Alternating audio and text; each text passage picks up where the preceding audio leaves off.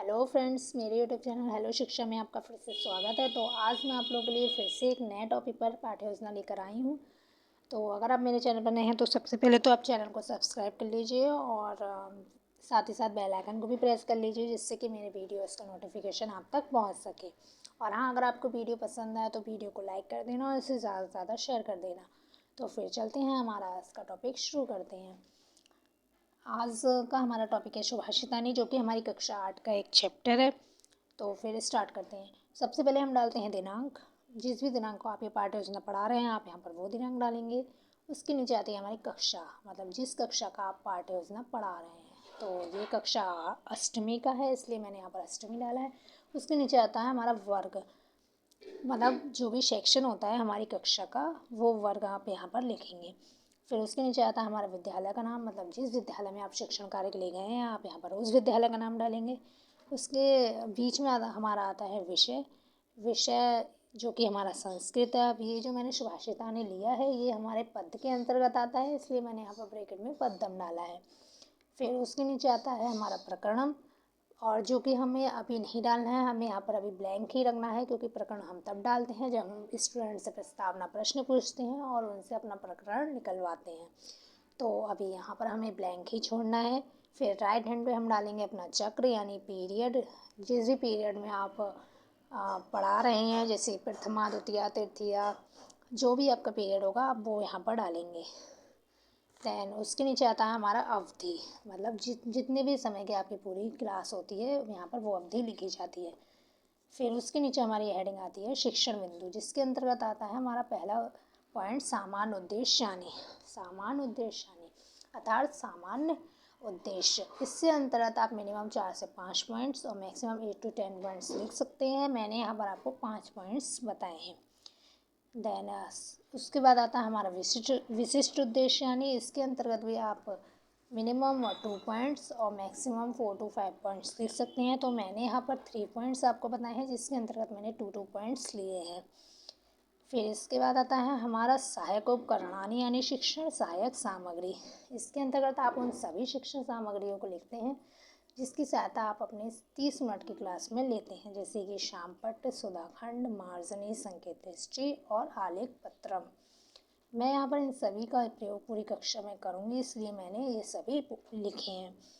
Then उसके नीचे आता है हमारा शिक्षण विधिया या प्रविधिया, मतलब जी पूरी पाठ्य योजना को पढ़ाते समय आप किन किन विधियों का यूज़ करेंगे, आप यहाँ पर उन विधियों को लिखेंगे, जैसे कि व्याख्या विधि, प्रश्नोत्तर विधि, प्रदर्शन विधि, पाठ्य पुस्तक विधि।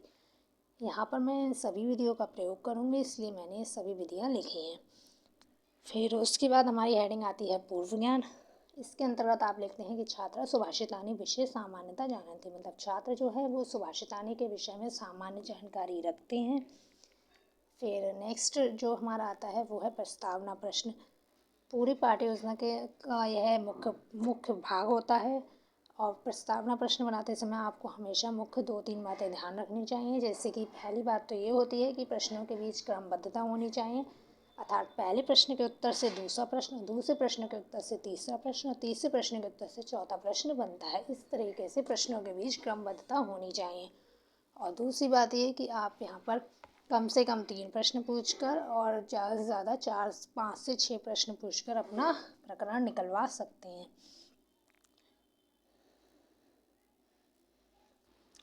फिर प्रस्तावना प्रश्न पूछने के बाद आप अपना उद्देश्य कथन बोलते हैं, और उद्देश्य कथन बोलते ही आप सीधे ही शामपट्ट पर अपना प्रकरण लिख देंगे कि जो भी आपका मतलब प्रकरण जो हमने ऊपर रिक्त स्थान छोड़ा था, आप वहाँ पर वो डाल देंगे, ठीक है। फिर उसके बाद आता है हमारा प्रस्तुतिकरण, मतलब प्रस्तुतिकरण के अंतर्गत हम कैसे बच्चों को पढ़ाएंगे वो सब आता है। तो सबसे पहला पॉइंट इसके अंतर्गत जो आता है वो है आदर्श वाचन, मतलब छात्र अध्यापिका पूरे आदर्श तरीके से अर्थात पूरी लय और गति से पाठ का आदर्श वाचन करेगी। और छात्र अनुक्रिया क्या होगी यहाँ पर कि छात्रा ध्यान श्रवंती, छात्र जो है वो ध्यानपूर्वक सुनेंगे, ठीक है। फिर उसके बाद आता है हमारा अनुकरण वाचन। अनुकरण वाचन के अंतर्गत क्या होगा, छात्र जो है वो छात्र अध्यापिका का अनुकरण करेंगे, अर्थात वो भी पूरी लय और गति से पाठ का वाचन करेंगे। देन उसके बाद आता है हमारा काठिन्य निवारण, मतलब पूरे चैप्टर को पढ़ाते समय आपको जो भी कठिन शब्द लग रहे हैं, आप सीधे सीधे उनको मतलब हैंड टू हैंड आप उनको एक्सप्लेन करते चलेंगे बच्चों को, उनको आप अर्थ बताते चलेंगे। क्योंकि ये तो संस्कृत विषय है, तो यहाँ पर बहुत से शब्द ऐसे होते हैं जिनका अर्थ विद्यार्थियों को नहीं पता होता है, तो आप उन अर्थ को उन्हें बताते चलेंगे और साथ ही साथ आप उन्हें पूरा चैप्टर जो है वो एक्सप्लेन करते चलेंगे, मतलब पूरा अनुवाद बताते चलेंगे। यहाँ पर छात्र अनुक्रिया क्या होगी, छात्रा ध्यान श्रवंती अर्थम गृह्णन्ति च, छात्र जो है वो ध्यानपूर्वक सुनेंगे और अर्थ ग्रहण करेंगे। फिर आप अर्थ जैसे ही बता देंगे, फिर उसके बाद आएगा मौन वाचनम, मतलब संस्कृत विषय में आप ऐसे ही पढ़ाकर बच्चों को नहीं छोड़ सकते, आप छात्रों को मौका देते हैं कि आप भी मन में पढ़कर देखिए इसे। तो यहाँ पर छात्र अध्यापिका जो है वो छात्रों को मौन वाचन करने का आदेश देगी और छात्र मौन वाचन करेंगे। देन उसके बाद आएगा हमारा ब्लैक बोर्ड वर्क अर्थात श्यामपट्ट कार्य, मतलब श्यामपट्ट कार्य में आप कुछ भी करा सकते हैं, जैसे कि मैंने वो सभी कठिन शब्द यहाँ पर बच्चों को लिखवाए हैं जो मैंने मतलब उनको पाठ को पढ़ाते समय एक्सप्लेन किए थे, उन्हें मतलब जो भी कठिन शब्द आए थे वो मैंने यहाँ पर लिखवा दिए हैं और साथ ही साथ मैंने यहाँ पर इन्हें 2 प्रश्नोत्तर भी करा दिए हैं।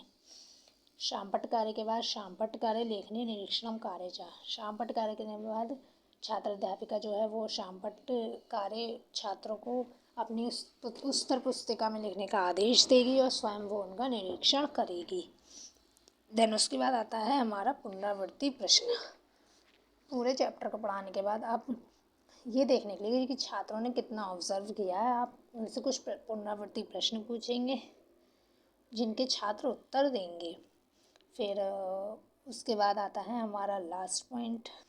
हाँ, लास्ट पॉइंट जो है हमारा गृह कार्य, मतलब आप छात्रों को गृह कार्य देंगे जिससे कि उन्हें चैप्टर को रिवाइज करने का मौका मिलेगा।